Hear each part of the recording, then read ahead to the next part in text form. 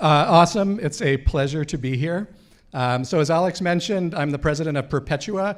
We are an AI-powered optimization platform for Amazon ads.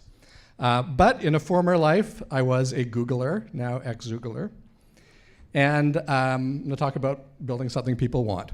So the last project that I worked on at Google before leaving was Google+. For those of you who are too young to remember Google+, it was Google's social network designed to be a credible competitor to Facebook. It was a very exciting project to work on. The goal was to build and launch the entire network in 100 days. That photo that was up on the slide, that was the war room on launch day in June 2011. We're all hunched over our laptops just minutes before we opened the Google floodgate of traffic onto what we'd built. But we know how this story ends. In April of this year, Google finally shut down Google+. So what happened? One of the big predictors of company success is team. Google+ had an incredible team. We had pulled some of the smartest engineers, designers, product people from all over the company to work on it. Another predictor of company success is product. Google+ was a beautiful product and technologically sophisticated. The innovative Circles UI was designed by none other than Andy Hertzfeld, one of the original engineers who worked on Mac OS. The Photos experience was high resolution and immersive. It was really a beautiful thing. But the third predictor of company success, and I think the most important one, is market. And this is where we fell short, because people already had Facebook, and they didn't need another version of it. So I think this is the #1 lesson that I took with me kind of going into the world of startups, which is Google can afford to make mistakes like this. But in an early stage startup, the #1 company killer is lack of market. Y Combinator states this even more simply in their motto, which is, make something people want. Sounds simple, right? But how do you actually do that? So I certainly don't have all the answers, but I have 5 pieces of advice that I'll share today. How to make something people want. So #1, you want to look for pain in a great market. You're looking for lots of potential customers that have some burning pain, and your product solves that for them. We spent a lot of time in the early days at Perpetua trying to find that market, and we ultimately found Amazon advertising. So Amazon ads have been growing like crazy. If you look at the growth rates compared to Facebook 5 years ago, it's actually growing faster. But using Amazon's tools can be painful. You have to come up with lists of thousands of keywords, bids for each keyword, match types. It's kind of like the cockpit to a jet. If you fly without training, you will die. So we found that Amazon sellers and large brands alike, they were desperate for a better way, and so they were willing to take a chance on a brand new company like ours. #2, you have to launch early and often. When you're trying to find product market fit, you learn by launching and getting feedback from your customers. So don't wait until you have a beautiful solution. You don't even have to build software to do this. As Fiona said, we can use Google Sheets. The V1 of the Perpetua mobile app was actually a Keynote file that we built in 24 hours. But the next day, we tested it out on 5 real customers, got some great feedback, and a few of them are still paying customers today. Not of the Keynote file, of the actual app. #3, you have to talk to customers. That's how you get that feedback. This is challenging for me. I consider myself to be an introvert, but you got to do it. You got to sit in on those sales calls, those account review calls, go out in person, go to conferences, go visit your customers where they work, if that makes sense, or have them come to your office. Couple of tips. So build chat into your application. There's tools like Intercom that make this really easy.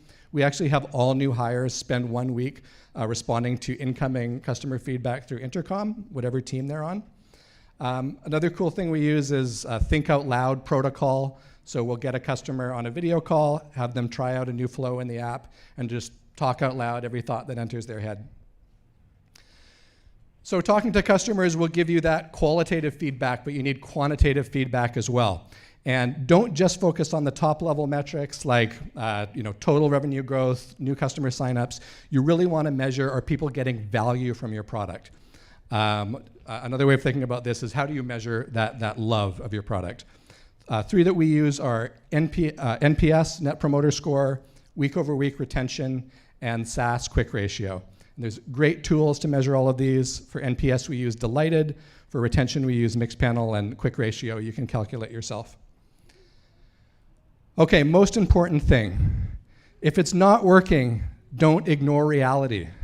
If those love metrics aren't there, you have to face that, and that might mean making some hard decisions. Maybe you have to change your team.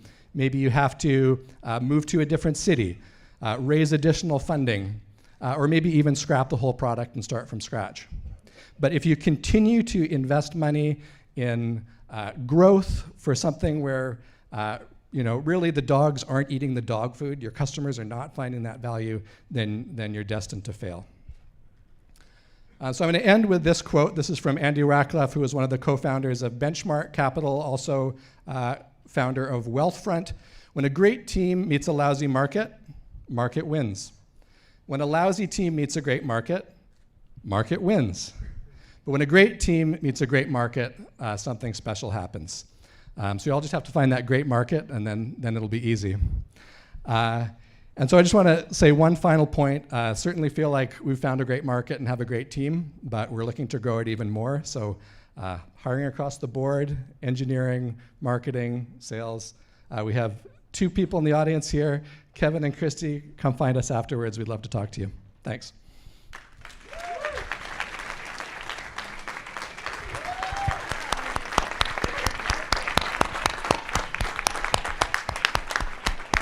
Questions?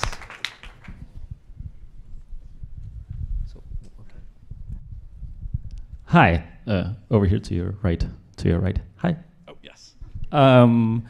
What did you do at Google Plus when you figured out that this wasn't working? You couldn't really get your market. What did you try to get the market anyway, even though it didn't really work? And how did that help you in your current and possibly future businesses? So this is kind of a cop-out answer, but I left. So I didn't stay, not because of that, just other reasons. I wanted to go and start a company. I think it was actually one of the things that led me to start my GIF messaging app, was that I thought Circles, the idea of Google Plus Circles, is this really neat notion that you could have your close group of friends that you'd share certain things with, and larger groups that you'd share other things with. But the execution of it didn't really satisfy that, whereas I think mobile group messaging actually really did, so that inspired me to go and start that company. It's right over here.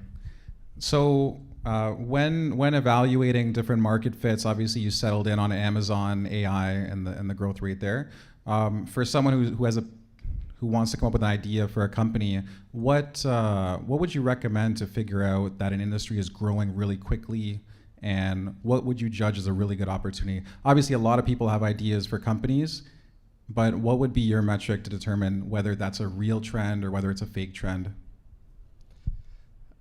I mean, I always think it's good to start, if you can, start with a problem that you have. So we were not Amazon sellers or vendors when we started the company, but to kind of understand that space, we actually became sellers. So we started to become a reseller of bed bug spray, e-bike kits, and bamboo toothbrushes. And by doing that, one, we felt that pain of how hard it was to advertise on Amazon, but we could also see, just when the ads were done right, how effective they were at driving more sales in our little business. And then just getting into that community, meeting other Amazon sellers, vendors, we just realized kind of the size of that potential. So I think it's, maybe start with a pain that you have and then explore outward from there. One last question. Hi. Earlier on, you mentioned that you had about 5 customers that you were getting feedback on prototypes from. Yep. In terms of strategies to acquiring those first customers to give you feedback on your prototype, do you have any advice for us regarding that? Yeah, you just got to do it. So this is something that always made me nervous, but like there's people in your network that you can find. So I was amazed because I'm like, where are we going to find Amazon sellers? So one of our first customers was actually our landlord at our first office space, found out what we were doing. He's like, oh, I got a big Amazon side business, do a couple million a year. I'm like, all right. Former classmates, conferences, trade shows are always really good. But yeah, just don't be afraid to ask people to try something before it's ready. Thank you. All right, thanks.